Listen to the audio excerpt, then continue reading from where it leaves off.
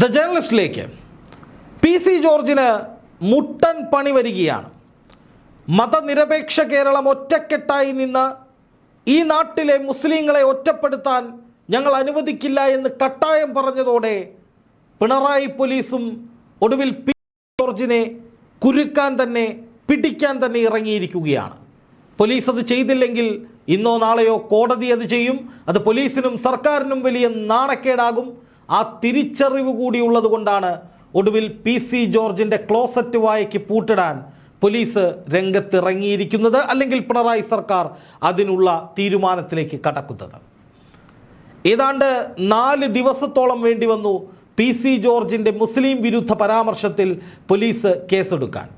SDPIയെയോ മുസ്ലിം ലീഗിനെയോ അല്ലെങ്കിൽ മുസ്ലിം നാമധാരികളായിട്ടുള്ള ചില ആളുകളെയോ അല്ലെങ്കിൽ ഏതെങ്കിലും മുസ്ലിം സംഘടനകളെയോ ഒന്നുമല്ല PC ജോർജ് ലക്ഷ്യമിട്ടത്. അത് മുഴുവൻ മുസ്ലിം സമൂഹത്തെയുമാണ്.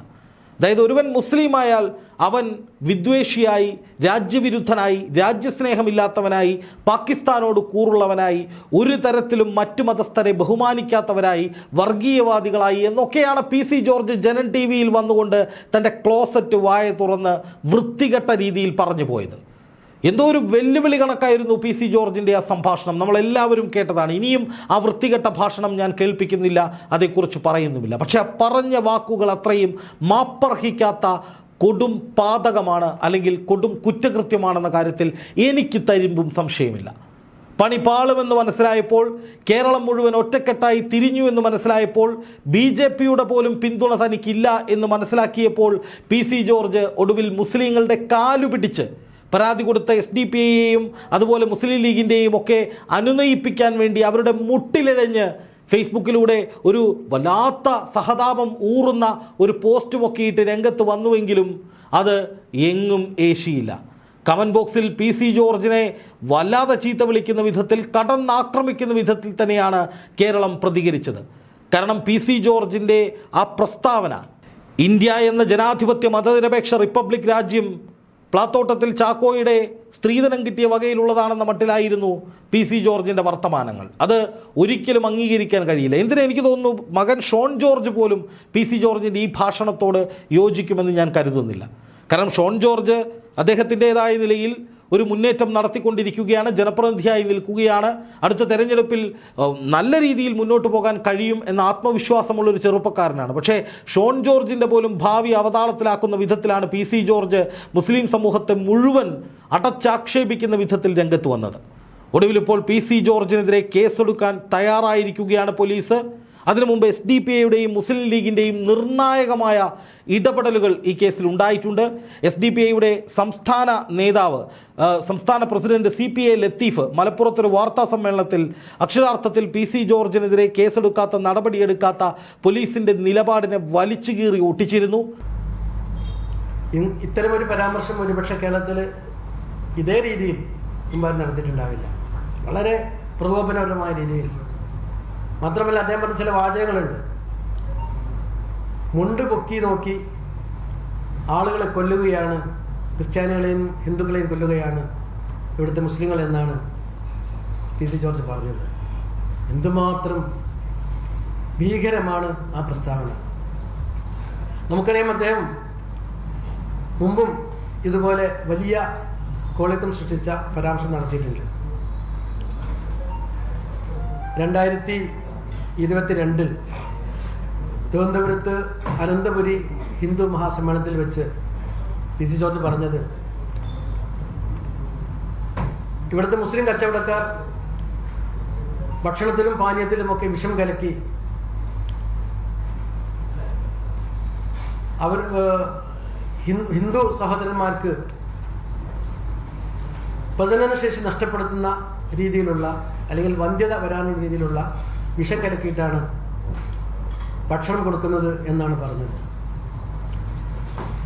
എന്തെങ്കിലും ഒരു സത്യത്തിന് അങ്ങനത്തെ ഒരു ഏതെങ്കിലും ഒരു ചെറിയ പരാതി പോലും ഈ സ്റ്റേറ്റിൽ കിട്ടുകയോ അങ്ങനെ ഒരു സംഭവം ഉണ്ടാവുകയോ ചെയ്യാത്ത പച്ചക്ക് വർഗീയത പറഞ്ഞ ഒരു സംഭവമായിരുന്നു അത്. വർഗീയത എന്ന് പറഞ്ഞാൽ പോലെ അദ്ദേഹം അത് നമ്മളൊരു മനസ്സിന് പറയാൻ പറ്റാത്ത രീതിയിലുള്ള ഏറ്റവും വൃത്തികെട്ട പരാമർശമായിരുന്നത് അന്ന് പറഞ്ഞത്. അന്ന് ആ പ്രശ്നത്തിന്റെ പേരിൽ വലിയ വിവാദങ്ങളുണ്ടായി, പരാതി കൊടുത്തു, അങ്ങനെ പരാതി കൊടുത്തതിൻ്റെ അടിസ്ഥാനത്തിൽ സർക്കാർ അറസ്റ്റ് ചെയ്ത് അദ്ദേഹം വീണ്ടും ജാമ്യത്തിലിറങ്ങി. ജാമ്യത്തിലിറങ്ങിയപ്പോൾ നല്ല കണ്ടീഷൻ ഉണ്ടായിരുന്നു. ഇനി ഇത്തരം പരാമർശം ഉണ്ടാകാൻ പാടില്ല എന്ന കണ്ടീഷൻ ഉണ്ടായിരുന്നു. പക്ഷെ കുറച്ച് ദിവസത്തിന് ശേഷം വീണ്ടും അദ്ദേഹം പാലാരി വട്ടത്ത് സമാനമായ പ്രസ്താവന വീണ്ടും നടത്തി. ആ സമയത്ത് അദ്ദേഹത്തിൻ്റെ ജാമ്യം റദ്ദാക്കി വീണ്ടും അറസ്റ്റ് ചെയ്തു, വീണ്ടും ജാമ്യത്തിലിറങ്ങി.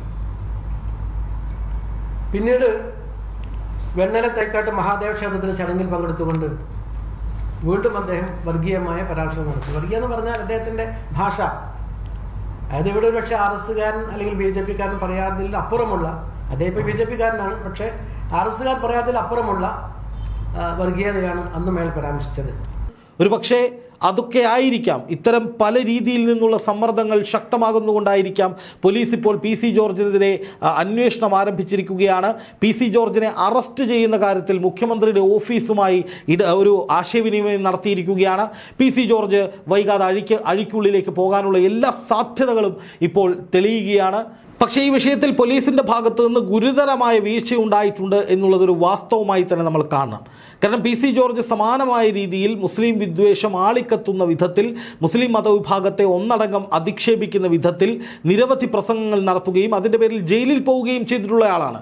അതിൽ ജാമ്യവ്യവസ്ഥയിൽ തുടരുമ്പോഴാണ് സമാനമായിട്ടുള്ള കുറ്റകൃത്യം PC ജോർജ് ആവർത്തിക്കുന്നത്.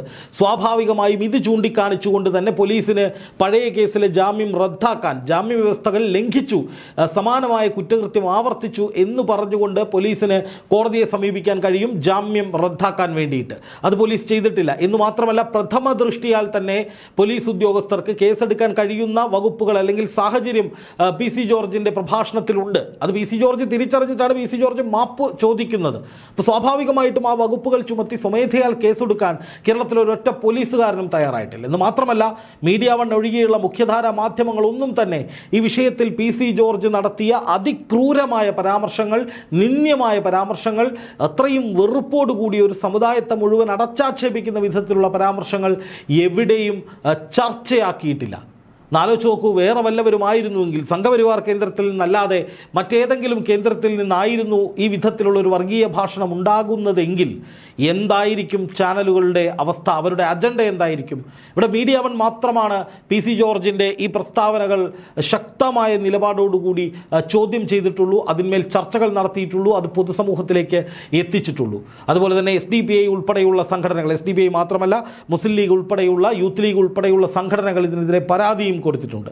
ഇന്ന് മാത്രമല്ല, മതനിരപേക്ഷ കേരളം ഒറ്റക്കെട്ടായി നിൽക്കുന്നതോടുകൂടി PC ജോർജിന് 8ന്റെ പണി തന്നെ കിട്ടുകയാണ് എന്നുള്ളത് വ്യക്തമാണ്.